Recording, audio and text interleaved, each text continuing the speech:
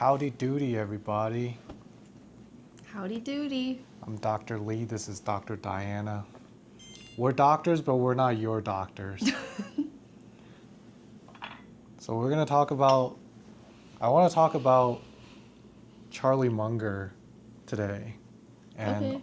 as related to one of my patients that I don't think anybody else has heard this story before. So hearing it live for the first time today While drinking tea.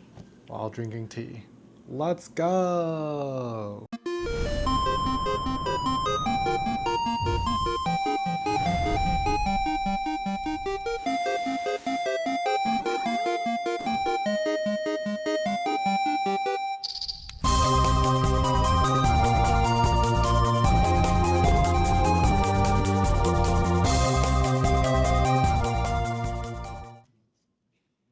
So first of all, what kind of tea are we drinking today? This is a black tea from my home province of Fujian in China. What's it called? I don't know. We're drinking some mystery secret tea. It's a secret. But this is my favorite way to start off a day, any chance I get. I don't have the fancy tea set at home, so I come here to drink tea. Smell. Smells nice, right? It smells nice. Can't get this tea in grocery stores. Sure can't. But first, the tea pet drinks first. Tea pet drinks first. It's a little pink pig. Okay.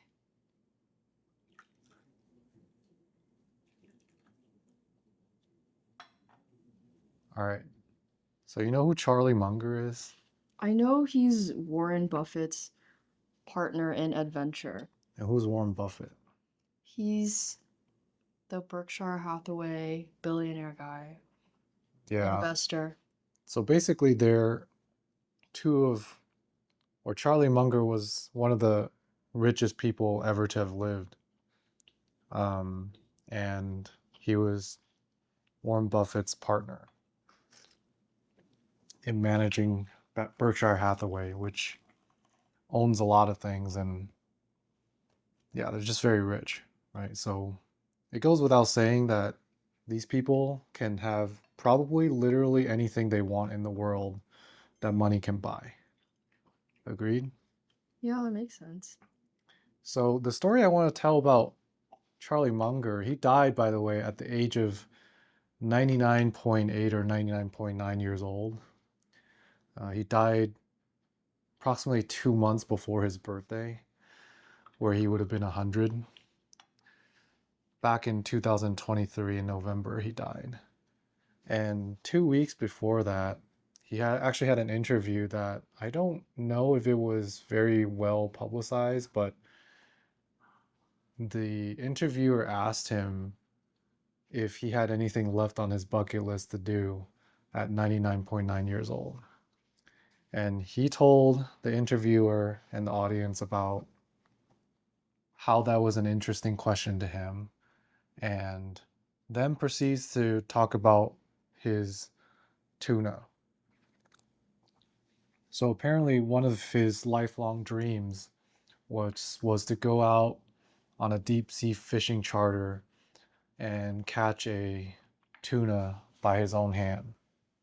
And at the age of 99.9, he basically said, I'm too damn old for that. And even back when I was 96, I could have done it, but I didn't. And long story short, you give certain things up with time.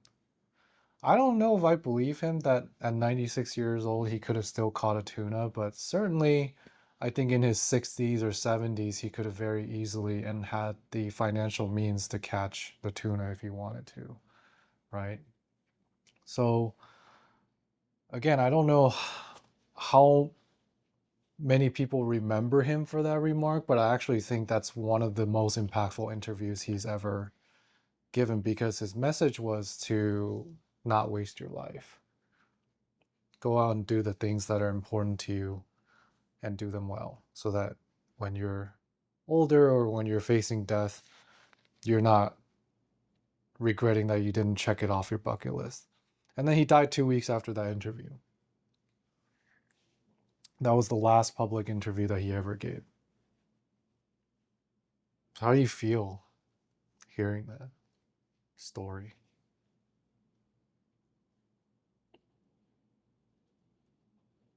Feel sad. Why do you feel sad?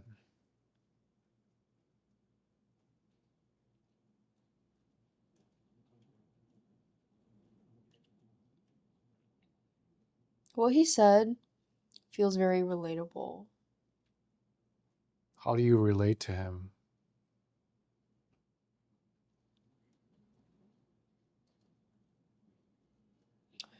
When I was younger,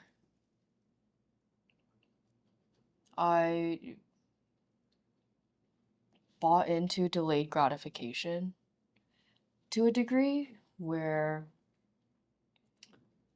I was told by somebody seemingly more successful than I was, and who I trusted and respected a lot, that there are certain things that you need to do early in life and distractions or desires that you need to ignore in order to have a better life in the future. Mm-hmm. I think a lot of people are told that story. And so there were so many things that I wanted to do and try as a kid that I felt too scared to try. One, because I thought that if I did them, then I would be failing my future self by not getting into a good college or not getting into medical school, blah, blah, blah. All these things that I thought were absolutely important for my own survival. And bit by bit, every year in like early grade school, I could see the opportunities that I wanted to like try out for, whether it was some sort of like sports team or like a class that I would want to take, but I was like, that's not consistent with my like future successful gunner identity. There are like so many of these like opportunities that I didn't have the courage at the time to go and try. Also, with a component of a fear of failure and being bad at something and feeling that shame associated with it. So, it's a very relatable sentiment because the primary regrets that I feel in my life are like the crazy things or like the chances that I never took, the shots that were never shot, you know? Mm-hmm. And um I'm still young. I'm not 99. I'm not towards like the end of the average human lifespan. But you also can't go back to high school and like play sports and make friendships that way either. Like Yeah. that time you've given that up with time. Yeah. So like that particular setting, that particular like time and that moment in life is not something that I can really go back to. Mm-hmm. And what keeps me up at night if is like those kinds of moments, like the what ifs and stuff. And so I ask myself, okay, how about now? You know, like what about things that interest me or that I want to do now? And I realized that it's the muscle is very atrophied. The muscle of knowing what I want, knowing what I'm curious about, and jumping into that. Yeah, like I didn't use it very much, and so it's atrophied. And now the thing that I think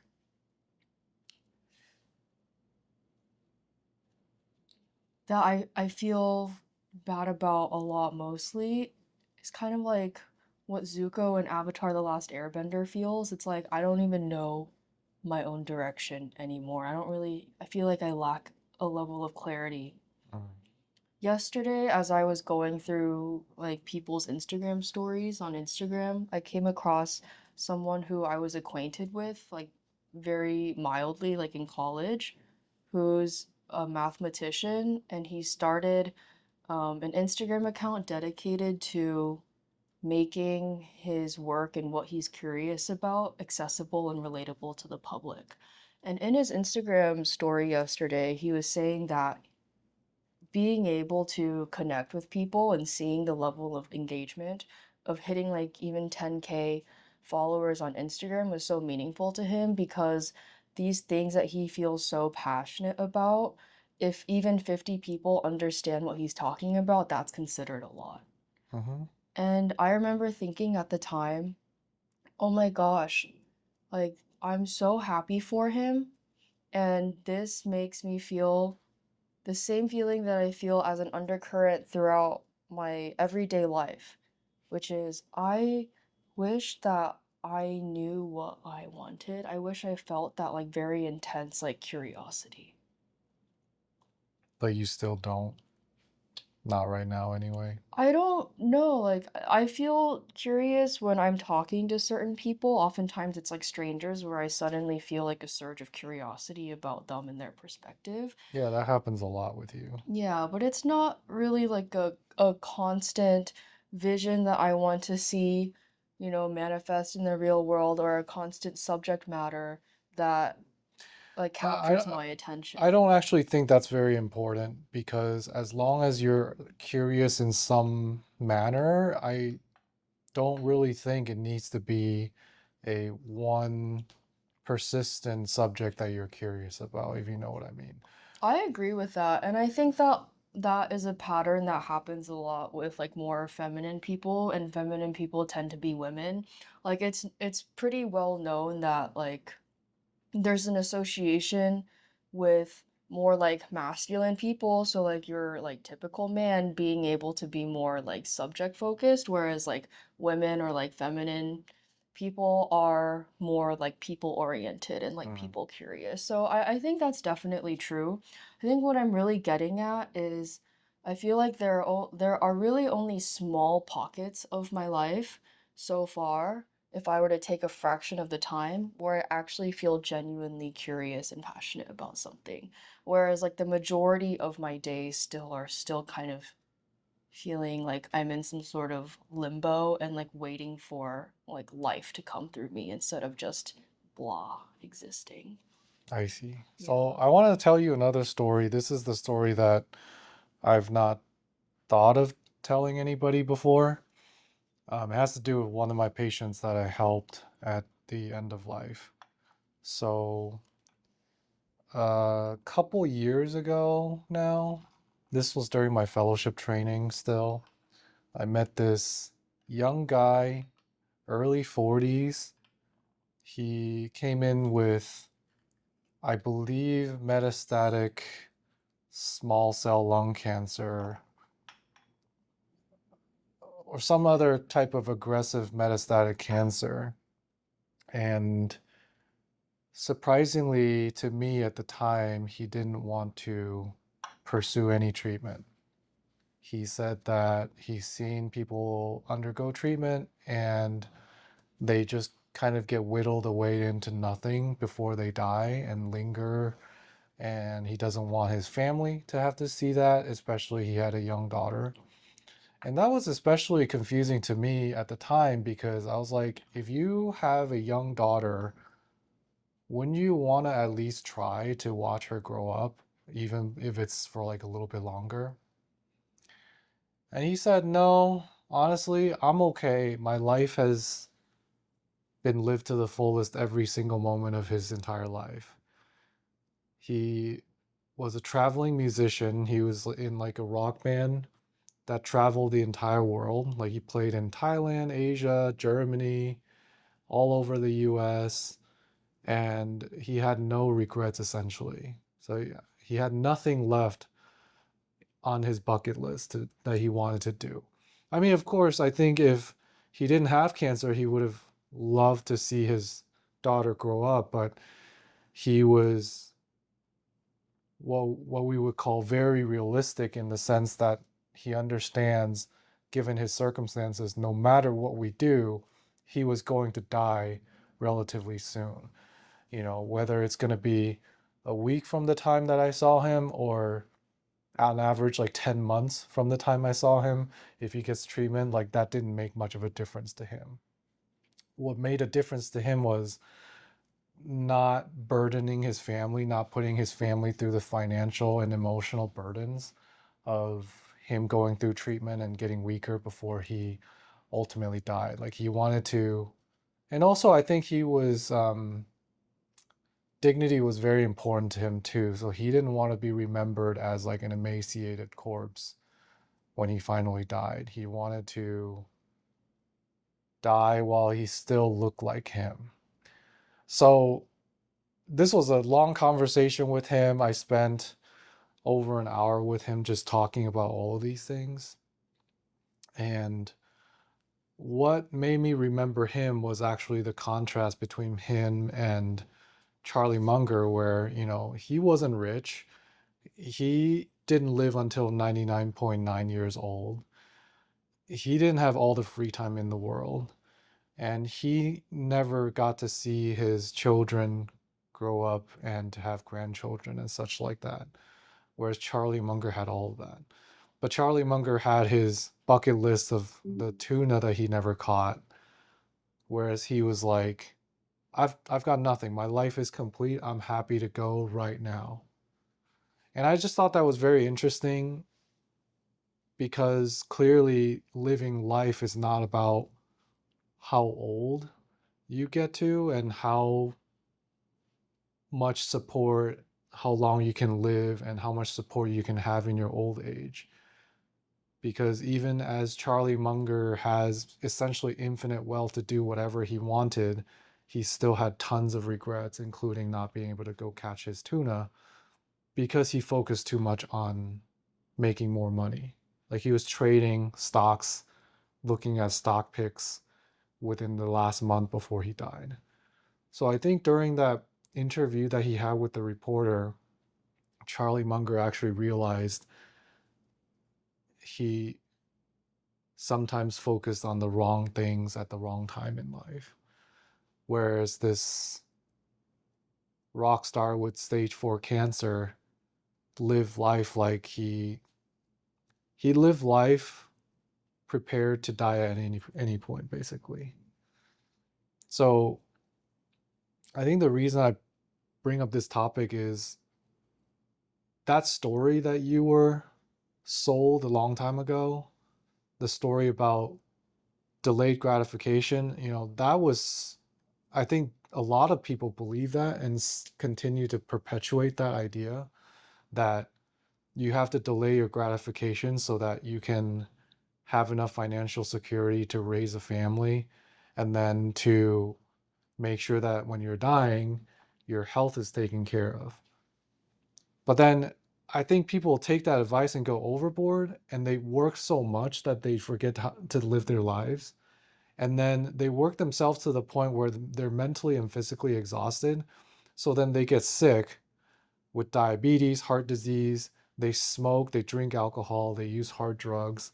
They ruin their bodies to chase this financial security that they've been taught all their lives to chase, only in the end to end up unhealthy with no vitality and having to use much of their hard-earned money to try and buy back some of their health. But of course, we know that a lot of what we do in healthcare is not to restore health. It's kind of to put on a band-aid, slap on a band-aid, some duct tape, and keep the machinery going for a little while longer. There's not a whole lot of true cures to chronic, severe illnesses once you get them. So to kind of bring up that contrast between Charlie Munger, who was objectively very financially successful, but he lived his life like he pinched pennies where he could, as far as I could understand. And he kind of put money first and foremost, like he put business first instead of his dreams and his goals and what would have actually made him happy and not die with regrets. And he he said it was an interesting question and he kind of brushed it off as, oh well, you just give things up with time. But that was, I think he actually looked very sad at the moment when he said that. And he doesn't always, I don't think in his public interviews he usually like looks sad or anything. He's usually cracking jokes, but that was That was a very serious interview for him, just based on that one seemingly innocuous question. But yeah, what do you think about the contrast between these two cases? I mean, I'm not like so familiar with Charlie Munger that I would know what exactly it is that he was really focusing on. Like, mm, I don't think that it was really all about money for him. I think that, like, at least from what I've noticed from watching him and from watching Warren and their interactions, there was a great amount of connection and meaning in their brotherhood and the adventure that they were on together. So, I think that's what definitely kept him in the game. I think without Warren Buffett, he wouldn't keep working. But at the same time, I think even before he was 90 years old, probably before he was 80 years old, his entire family and all of his descendants were set for life and generations financially. And yet again, his I mean, he loved investing in business. I think that was the thing. But he definitely also had other interests that I don't think he quite pursued to the best of his capabilities and opportunity. He didn't take the opportunity to do them when he had them. Yeah. so what's your question for me? It was just, how do you feel about the other story? The way that other guy lived, even though he died in his early 40s, he was, first of all, he was very brave. I think he was one of the bravest people I've ever met confronting death. He was, there wasn't any anxiety. By the way, he died, I think, a week after I met him.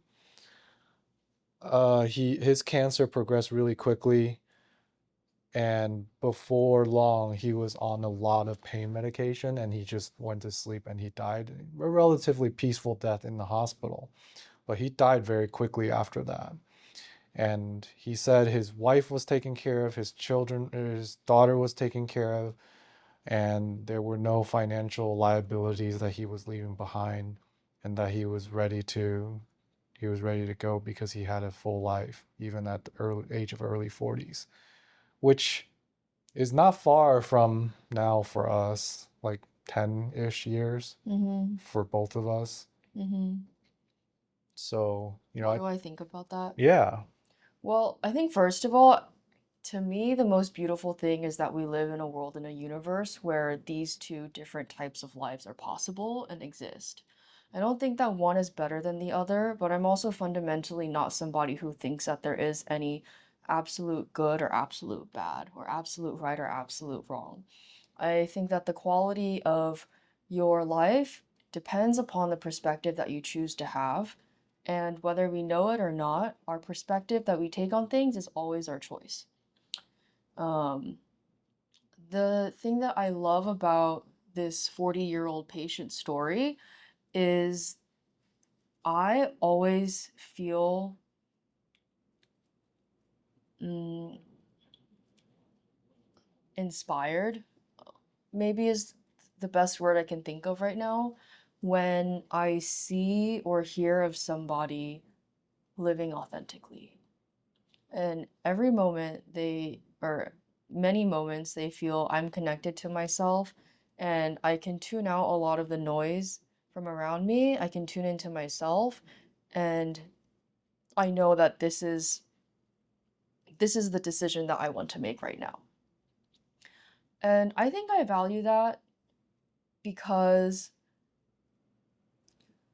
for a lot of my life, I would think one thing and want to do that, but then get scared and make a different decision because I would often choose to believe the things that other people told me because these adults were like, first of all, they made it to adulthood, so they did something right, right?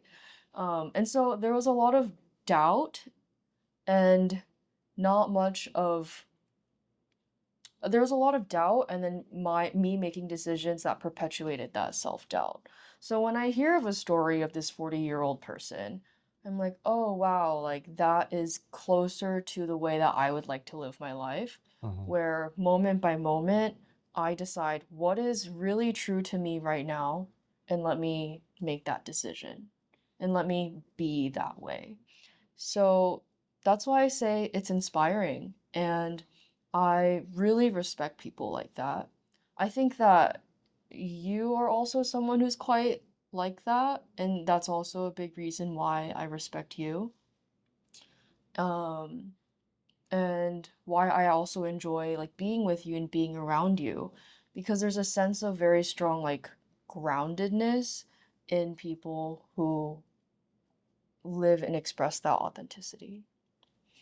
With Charlie Munger's story, I really love hearing his story, and sort of I really enjoyed watching that interview.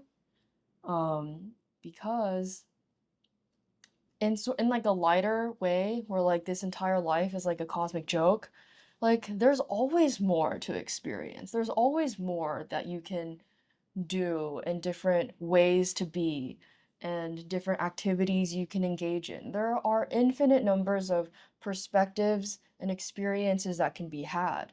And even a man who did all these things had a great relationship with his family and, you know, a brother from another mother. He was able to build all of these things. First of all, just because he never couched his tuna doesn't mean his life was worthless. I know that's not what you mean. But I think to me, the takeaway really is like, there's so much that is possible in this world.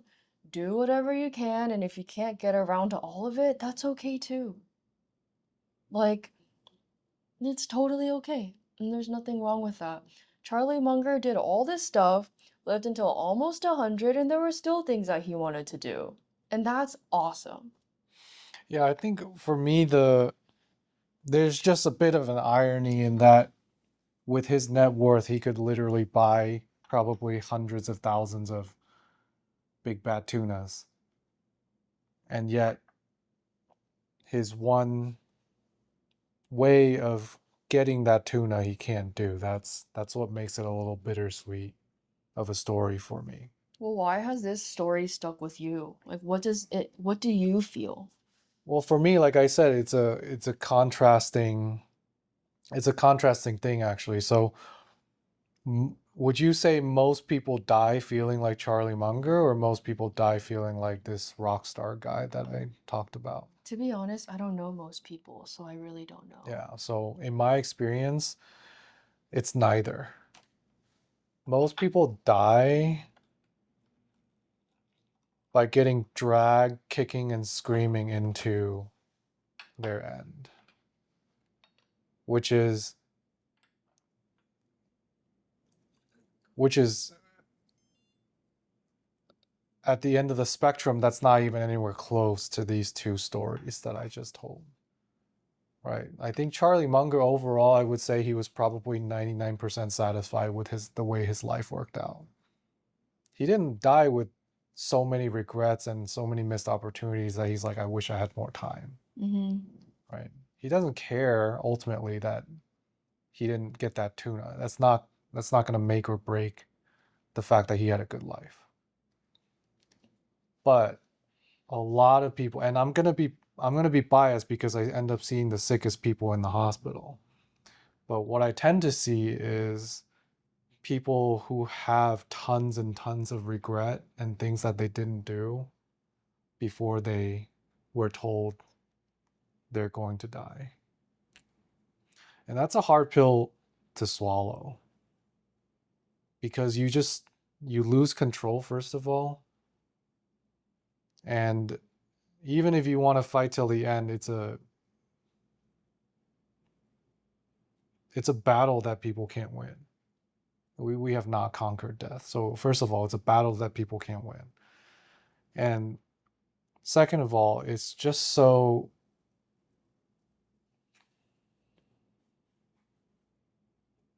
I think that realization when they look back and said, "Oh, when I was doing this and that, I could have been doing this and that instead." They feel like they should have prioritized certain things first so that the smaller things, if they got around to it later, that would have been okay. But they really missed the boat on the big things for themselves. So that's, I think, the vast majority of people that weren't lucky enough to die in an instant, from something that they didn't expect, that had time to ponder their own mortality. And I'm talking about like weeks to months, or maybe even a couple years to ponder their mortality. Generally, it's a very hard pill for them to swallow. More often than not, people are not ready to die. And again, I think that goes back to the way our society works, is this expectation that we're all going to live past the age of retirement of 65. Is it still 65, or is it, I think it's like raising it to 67 and a half or something. Um, but anyway, there's this expectation that we're all going to be successfully working until then, and then have time to enjoy and do the things that we want to do in life. But the vast majority of people that I see, even those that are over 70 years old, they still feel the same way, like, oh my gosh, there were still so many things that I didn't do that I wanted to do. And that's very conflicting for me, because I feel like it should be the opposite. I feel like society and the way that we were taught, the way that we teach people, should be preparing us for that ending eventually, no matter when that's going to be, no matter if you're going to be 99.9 years old or if you're going to be 42. The way that we're taught to live should help prepare us for that, but it's not. It's entirely missing in our society. And then that's a huge problem, because then when someone feels that way, that energy and those emotions, they propagate to everybody around them. So their families, the people taking care of them, and people like me who see a handful of patients every day, potentially all going through the same, you know, existential crisis, basically, because they were dropped into the situation that they never expected to have to face. Which, again, I think it's quite a shame, because nobody should be surprised to that degree of being unable to accept, and then therefore they get tormented. They're not at peace before they die, and they get dragged kicking and screaming to their end. Metaphorically speaking, of course, nobody's actually physically dragging them. But why does that bother you? Why does that bother me? Yeah. Because you keep saying should, which means that, Well, first of all, we spend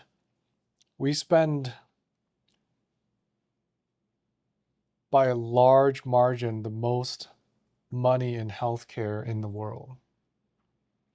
And much of that is spent on interventions and medications that don't even cure anything. They just prolong things to a certain extent. They don't cure anything.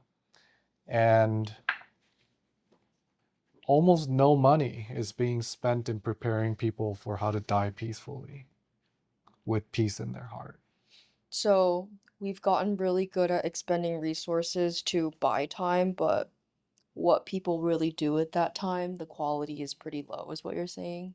Yeah, so, I'll point out another glaring issue that I see. I timed myself yesterday and I doom scrolled for probably about an hour and a half total yesterday, if not more, probably. Today I've probably already done an hour. Super highly addictive. I don't know when I started doing that, but that wasn't the case 10 years ago.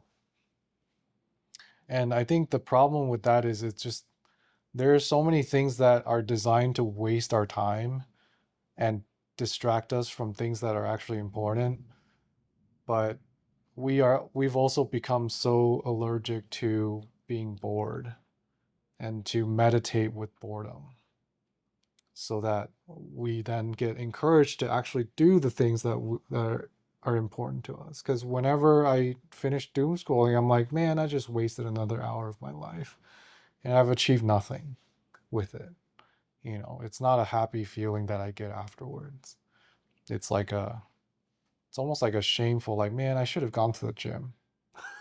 you know I know that's not with everyone. Like, sometimes people just want to vegetate and doom scroll, and maybe that's what's right for them at the time, but I have a feeling that more people out there do feel the same way as I do, in that there's a lot of what we experience today that are just designed to waste our time. They're not, they don't help bridge the pathway to peace for when time does run out. When you say waste my time, when you say I feel like I've wasted my time, what do you actually feel? Whether it's an emotion or something in your body. Well, there are things that I want to do, like make videos or go to the gym or go out and take photography or, design stuff on Nomad Sculpt. But instead, I sometimes just get stuck in that, oh, just one more swipe. And then before you know it, I've been sitting in my car after coming back from Sam's Club for like 30 minutes. I haven't even brought in my groceries. Well, It's crazy. you're doing it for a reason. What does that give you? Well, I'm doing it to escape from the boredom or the stress. And what You know, comes like up when you're bored? when I'm genuinely bored, I can go and play video games. No, I know, but what feeling are you avoiding that comes up when you're bored? I, I'm not. I'm literally just avoiding the boredom. And I'm saying that's not the right way to handle boredom, and I'm not like actively trying to change that. And I'm asking you what boredom is. Boredom just feels like, oh, I should be doing something else, but I can't get my energy up to do something right now. So then the easy thing is to open up my phone and start doing the low energy stuff, just swipe, swipe, and then passive entertainment. But that's just training my brain to always reach for the easy way out instead of sitting there with the boredom, so that I can eventually build up that energy to go and do the stuff that I actually want to do. So then the alternative is the doom scrolling, where you swipe, swipe, swipe, and instead of feeling energized to then go do something that you plan on doing, you're tired, or I'm tired, and then I'm also like, I just don't have enough time at this point anymore to go do what I wanted to do. Yeah, I see that as one of the big issues with society these days. That's why TikTok is so successful. I think the US government actually had it right in banning TikTok at first, and then they capitulated to the addicts that were addicted to TikTok. But why do you often feel allergic to boredom? Because you have this easy access to low quality entertainment. It's like back when parents were like, stop spending all day watching TV. It's akin to that. But I think the danger with short form content is also destroys your attention span. But I'm asking you specifically, what does boredom represent to you? What do you feel when boredom comes about, when there's silence and there's no external stimulation? Bored. What I don't know what you mean. Boredom is not really a feeling. I disagree. Boredom is like, okay, I can either stay here or I can go to sleep, but I don't really have energy right now to do something else. Or I don't have the opportunity to go do something else. That's true boredom. It's like, oh, I want to go play basketball outside, but it's raining, so I can't go. So I have to sit inside and be bored. Or Um, I wanted to go snowboarding today, but the snow melted overnight and now it's frozen, so it's not safe. So I'm gonna stay home and be bored. But I think these days, for me at least, I can't really speak for anybody else, but for me at least, before I even have the opportunity to be bored, I'm swiping my phone and looking at short form content because it's so accessible and so easy to occupy my mind with all this countless stuff, like all these random topics that the algorithm is picking for me to keep me engaged and keep my brain actually actively receiving information instead of being in a state where nothing is happening. So boredom is in my mind is like there's nothing happening in my mind. Whereas consuming short form content, I'm like I have to hear it, I have to see it, and then I have to process it constantly. So So, my brain doesn't ever quiet so down. then by boredom, do you mean stillness and silence in here? Is that what you mean? Yeah. Okay, Yeah, stillness and silence, but like that feeling of like, man, I wish I can go do something right now. I Like see. I never get that opportunity to do that much anymore. Interesting. I haven't felt that in a long time either. But Because yeah, I had I've to got, clarify what you meant by boredom because boredom to me means well, something you doom different. scroll too, so why do you doom scroll? I know you lie there and like chuckle at the Instagram Oh, and I tell you, I genuinely enjoy it and I actually don't see it as a pure waste of time. okay. Um, But is it would you agree that it also destroys attention span? At least when you're watching TV, it's kind of like a congruent, like a TV show. It's kind of like the same message, but when you're doom scrolling, it could be Donald Trump to FIFA to Erling Haaland and then to like cats. And then to like, oh my God, look at this Chinese person doing this like despicable thing. It's like it jumps all over the place, and these videos only take like 10-15 seconds What to is your play out each question time. again? I forgot what my question even was. Your last question was do I agree that it shortens attention Oh span? yeah, yeah. I mean, of course. Like I saw what happened before TikTok hit the US. It was called Douyin in China. And in 2018, I remember going to China, seeing my family members being so excited to like finally go out and play and do random things with them outside. And instead of us going out to play, I watched them like just have tech neck over their phones, Uh-huh. it like sucked into Douyin for 12 hours a day. And I was like, that I never want that Yeah, to it's be great that me. you bring up the neck thing because that's a physical finding now that we're seeing with younger people where they physically have flattening of their cervical spines from looking at their phones and then even curving the other way, where it becomes easy for them to have herniated discs and neck pain. But also, to answer your original question of why do I doom scroll, it is sort of like an artificial flavoring equivalent of a proxy to feeling connected to something greater than just myself. And I mean artificial flavoring because I'm not actually interacting with these things like physically. I'm not actually physically talking to people. I'm not like feeling their vibe, like, You're being sharing the same you're space. basically living through them vicariously. Mm, maybe. Yeah. But my point is that compared to whatever,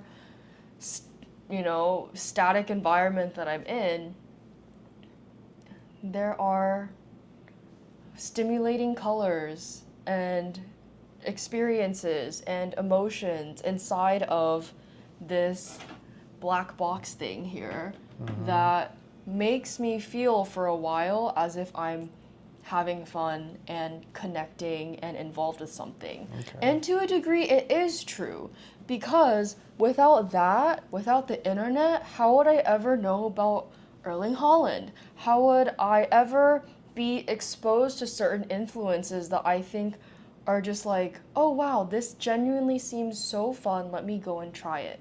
So there is a beauty in it. There is a sense of connection in it. There is an opportunity to be like, oh wow, this random person in Bangladesh like feels the same way, you know? Yeah. But so it's not like entirely evil, but also it's like I was talking to an attending earlier this week, and she was talking about how like in the old days she and her colleagues would actually like just hang out during work, and they knew each other on like a personal level. Mm-hmm. She knows her neighbors, she knows the person who bags her groceries. Like she has these human connections with people. And in hearing her telling me about her story and about her life and everything, I like 不知不觉的 like I unknowingly kind of, or I found myself like tearing up and crying in front of her. And that was when I realized, oh wow, I fundamentally feel quite lonely and isolated because I feel a gap between how like connected I want to feel with myself and with other people and just doing random things spontaneously, and how my reality actually Yeah, is. so I don't want to just blanket statement and say social media short form content is bad. I think everyone should decide whether it's useful for them or not. For me personally, I think it's an addiction. I think it's bad for me. But some people might feel differently. I think the question that people should be asking themselves if they're adults is this helping to enrich my life, or is this helping to ruin my life potentially? Right? Keeping in mind that the ultimate what's waiting for all of us. Does this help put me on the path or distract me from the path that I can eventually find peace and contentment when my time comes? That's why I bring that up. For me, it's like, no, absolutely not. It does not. It just purely distracts me and steals my time, and I'm less able to do the things that fulfill my life and fulfill my wants and needs. I could have gone grocery shopping instead of doom scrolling for an hour, and I would have better food than I have in the refrigerator. So if you're an adult, I think my recommendation would be to really consider the existence of this new, this is unprecedented human technology that we're dealing with that just really popped up within the last 15, 20 years. And now it's very pervasive. And I'm telling you, the algorithm is getting much better at getting you hooked. So 5 years ago, I was not doom scrolling, but now I am, and I can't seem to stop it. I'm trying my hardest and I can't seem to stop. Even when I know I'm timing myself, I can't seem to. It's highly addictive. And personally, I think there should be regulation and possibly even made illegal beyond or below a certain age range. But the other thing I wanted to point out is also for people with children, you have to be very careful if you hand them a technology like an iPad or a phone that have access to these highly addictive short form content. So doing a little bit of a PSA is like, hey, be more aware, because the habits you build now as a young child is going to dictate what you do as an adult. And maybe someone out there just happens to hear this message at the right time to correct behavior and prevent someone they love from going down a path of just highly addictive, attention destroying, basically unregulated content that is being broadcasted. So then ultimately the goal is to be able to live a more fulfilling, a more fulfilling life with more presence and enjoying the present and being able to be satisfied, right? Than someone who just doom scrolls, gets filled with envy, jealousy, feels lonely, can't connect with other people, and then ultimately they have really very diminished connection with other humans because of it, and they don't feel well spiritually, emotionally, and even physically. Like I said, they're not exercising, they're not having the right posture. They're not sleeping, they're doom scrolling instead of sleeping, things like that.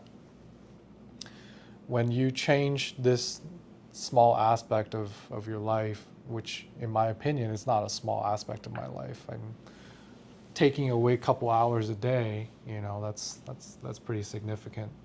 When you blow it up into the long term, I'm probably spending literal days every year doom scrolling. And for me, I've come to the realization that that's not okay. But everyone has to make a decision for themselves. I'm not trying to tell people how to feel, but just giving the perspective with these.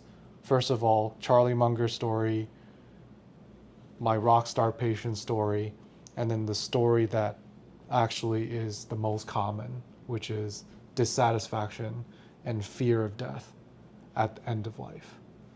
How do we mitigate that? Should we mitigate that? I mean, is that a normal thing to have, is to be afraid and want to cling on to life no matter what, even if you're suffering for just the sake of suffering? So anyway, I think the episode's run long enough today, unless you have other thoughts. Yeah, what do you want? What do I want? What? What do you want? I want to live a more meaningful and present life. And what does that look like? More sitting with my boredom and actually feeling bored again, so then I can be inspired to go out and do things. Like, growing up with Wa, when I felt bored, I would just go find Wa and we'd go out and play basketball. And we had so much fun. And that really helped me as a kid, because without that, if I had just been inside and watching TV, or if my parents allowed me to watch TV, play on the computer all day long, I don't really think that I would be able to connect very well with other human beings. But because I had that experience, I knew I was lucky enough to still grow up playing outside in an age where technology and indoor entertainment was starting to become more pervasive, and unregulated screen time. I think it's a problem that we don't talk about it enough. And personally, we regulate alcohol, we regulate cigarettes because they're highly addictive substances that can negatively impact our health. But meanwhile, anybody with access to YouTube on a computer, iPhone, or iPad, YouTube, Instagram, TikTok, all this short form content is just so pervasive, and it's intentionally being pushed on us. And I have to ask why. Why does it benefit the powers that be that govern us to allow such unregulated access to such highly addictive and potentially emotionally, spiritually, and physically harmful substance? Because we become controllable, marketable sheep. There you go.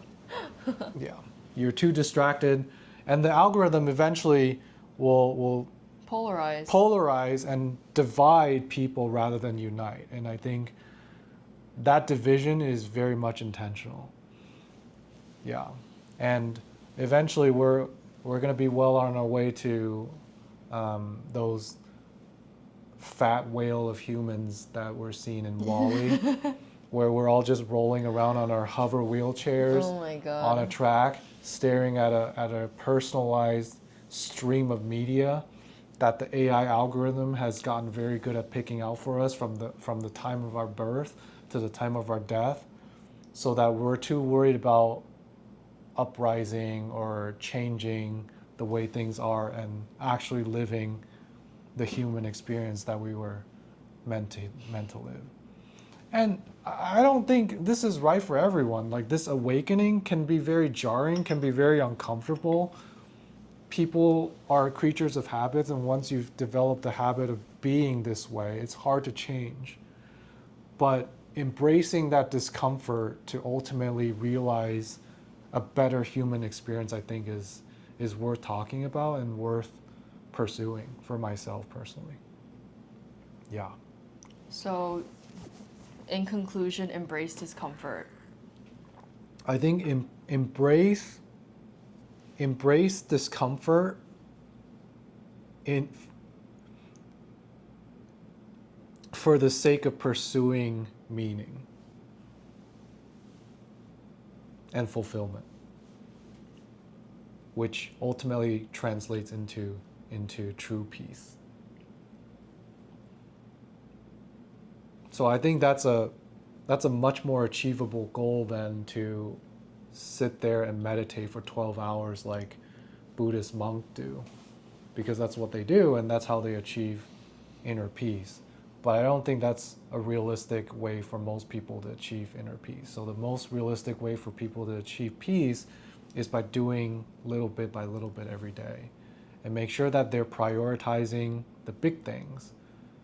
You know, the old analogy of if you fill up your jar first with the small things, you have no room for the big things, right? So you fill the big things first, then the smaller things, then the smaller things, and then that way you'll be fulfilled rather than having gaps here and there that you end up regretting. I'm So curious how you would feel listening to, I'm gonna butcher his name, but Jitta Krishnamurti and what he said throughout his life. But, yeah. I'll show you later. we'll find out. All right. I have to pee after drinking so much tea and earlier coconut water.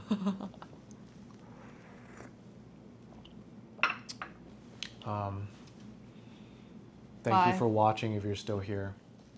Peace out.